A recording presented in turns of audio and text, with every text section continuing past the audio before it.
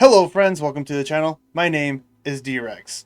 So throughout the Xenoblade Trilogy, we have seen some messed up and yet ingenious plans that the antagonists have come up with to achieve their goals. In Xenoblade Chronicles, you have the face mechon that were created to negate the powers of the Minato. In Xenoblade 2, you have the Praetorium of Indel with their creation of the Blade Eaters, with Amalthus becoming a Blade Eater himself to gain the power to subdue blades. And in Xenoblade 3, we have the Flame Clock, which is used to sustain the life of all consoles by absorbing the life forces of Agnes and Keves soldiers. Now, one of the questions that popped up in my head when it was revealed that these soldiers only have a 10-year life cycle starting from the age of 10 to 20 was why this specific age group? Why would Mobius only have their soldiers start at the age of 10 and only live to be 20 years old? And as I thought about it, I've came up with 3 reasons. But before we get to that, for those of you who do not know what the flame clocks are, we will go into a quick explanation of what they are and how the life cycle of these soldiers play into it. But if you wish to avoid spoilers, now is your time to leave. Still here? Okay. The flame clock is a device which the consoles use to harvest the life force from the colonies around Ionios to sustain themselves. When soldiers die, their life is absorbed into an enemy Pharaonis' flame clock. When a flame clock runs empty, the people associated with that Pharaonis die. In order for a flame clock to fill up, enemy soldiers must be taken out with blades by soldiers belonging to their respective Pharaonis. Now it's important to note that the soldiers of Keves and Agnian, if they die before reaching the end of their 10 years, or 10 terms as they call it, they get resurrected inside of pods called cradles, where once they are awakened, they will have no memory of their previous life. But if these soldiers somehow manage to make it to the end of their 10 terms, they get sent off in what is called a homecoming ceremony, where they meet a final death, never to be resurrected again.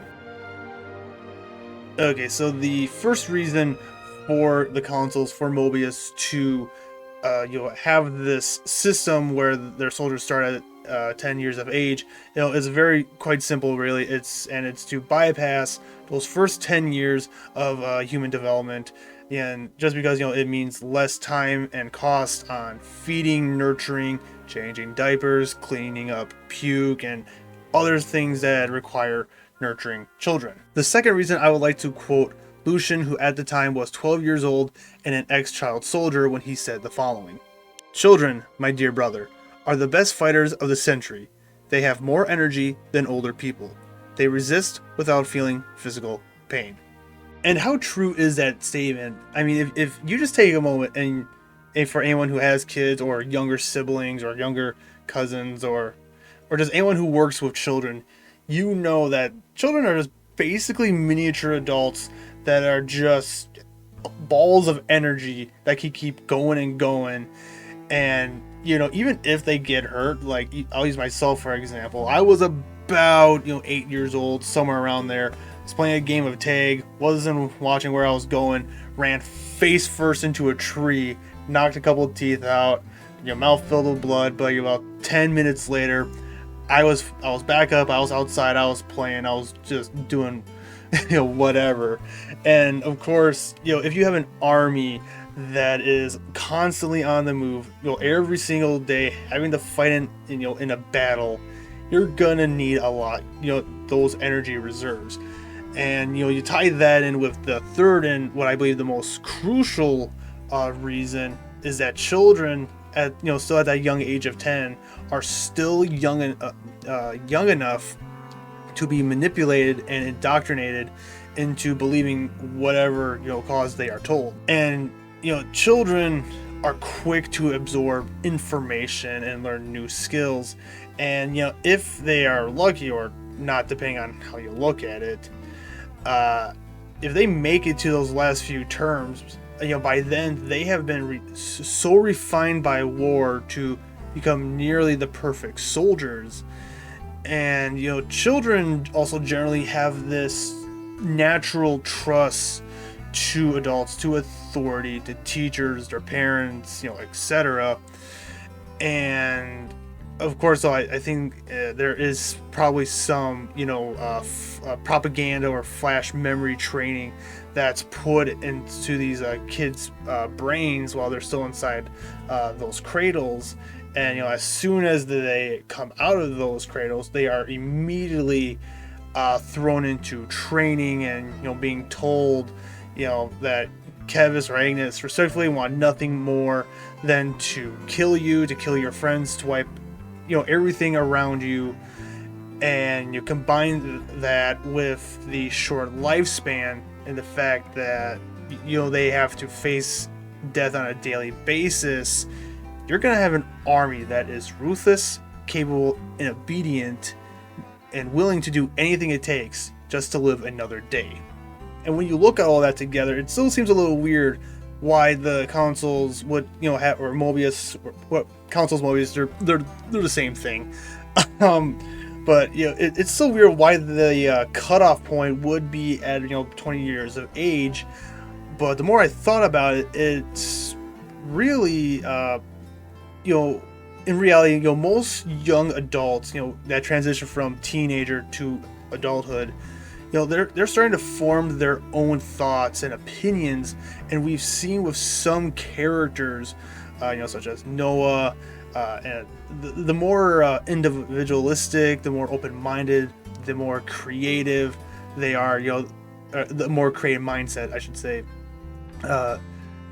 They begin to start looking around and how the world works, and they start to question it, and and just basically start asking, like, why is the world the way it is? Why are we always fighting? And of course, even after this realization, or these questions start popping up in their heads, you still have the problem of getting these kids away from this cycle of life and death, and it's going to be extremely hard while their life is tethered to the flame clocks, which they are extremely difficult to destroy, since standard weapons can't damage them, and the only things known to destroy the flame clocks are the Lucky 7, the Minato Rex Plus, and the Firelight Swords. But by the time you get to the main game, 3 of those weapons are unavailable, with the only other weapon that could destroy the flame clocks is in enemy hands. And even if you manage to break these kids free from the flame clocks, that's only the first step. The second step is now you have this problem with these kids. Their whole reality has been uplifted and pulled out, the rug's been pulled out underneath their feet, and now these children have to figure out what to do with themselves. On one hand, with the fact that they no longer have to kill to live is welcoming to many, and once they are introduced to how humans are supposed to live, like how Team Ouroboros learned when they went to the city, where you see this childlike awe and wonder, especially when they see a baby for the first time, which, by the way, I think we can all agree on that is probably one of the best scenes in Xenoblade 3, especially Tion's reaction. I mean, that is priceless. But yeah, when they see how humanity is supposed to live, the natural life cycle of humanity, it gives them the drive to do whatever they can to help free their fellow soldiers and free Ionios from Mobius control with what little time they have left. But on the other hand, we've seen that without outside aid, almost all of the colonies are basically helpless, and you have some soldiers who still hold a grudge against Keves and Agnes respectively and refuse to move on. Some, despite knowing the truth, would still side with Mobius, or they will think that the truth about their world is a lie created by the enemy, and you have some who would react like this. The world I once knew is gone. They told us defeating Keves was the only way for us to be saved. It was the right thing to do, the just thing to do, and I believed it. Do you realize how many of my friends died in pursuit of that dream? You think I can just tell them, yeah, sorry guys, you died for nothing? You ruined it.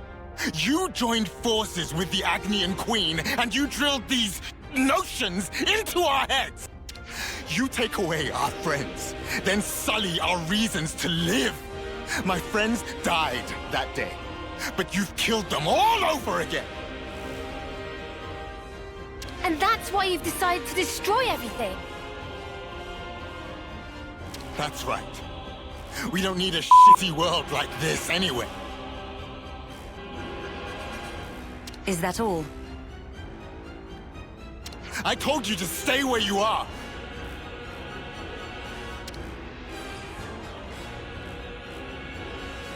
Melia! Hey! What are you trying to pull? I could ask you the same thing. Why do you hesitate? You could attack me right now. Shut up! You have no desire to destroy anything. You are simply trying to get by in a world where nothing makes sense anymore. And that's why I'm here. Shut up!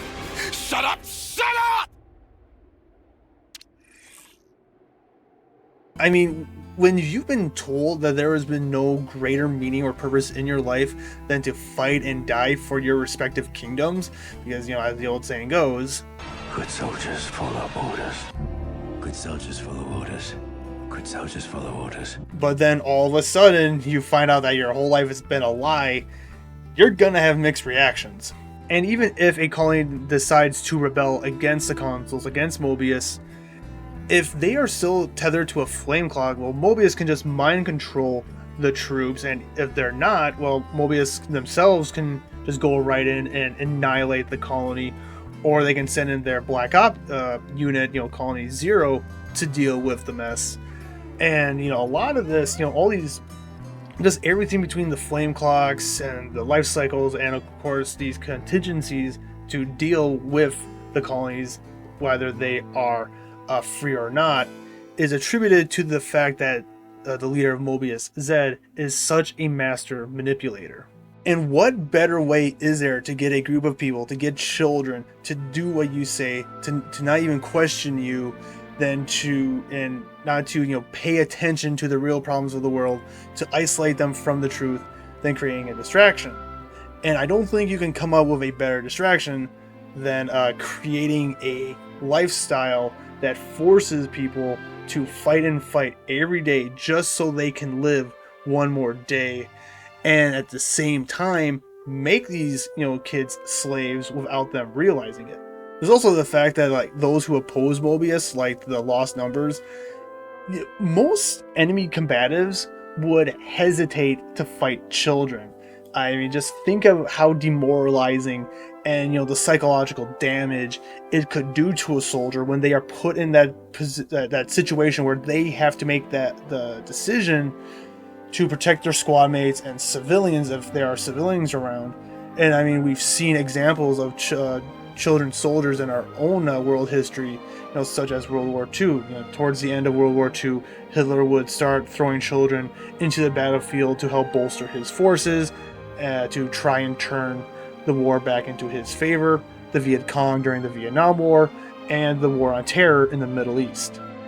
And I'm sure there were people in the Lost Numbers, adults in the Lost Numbers, who had children that were, you know, anywhere from the ages of 10 to 20, and to see, you know, children of that same age group, you know, fighting against you, that's really going to probably make it hard, you know, for them to really want to, you know, devote themselves to the cause that they're fighting in. These kids are going to end up stealing each other's life force. And me, I've robbed them even of that kindness.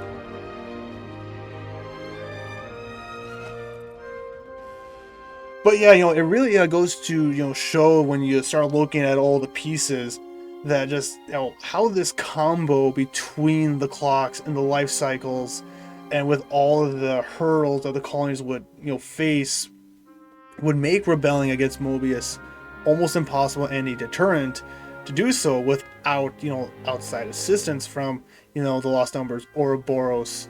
Yeah, making, in my opinion, the flame clock system one of the most nefarious and yet ingenious plans.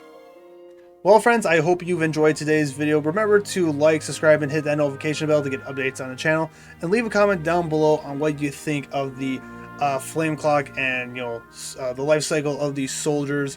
And let me know if there's anything specific you want me to cover in a future video.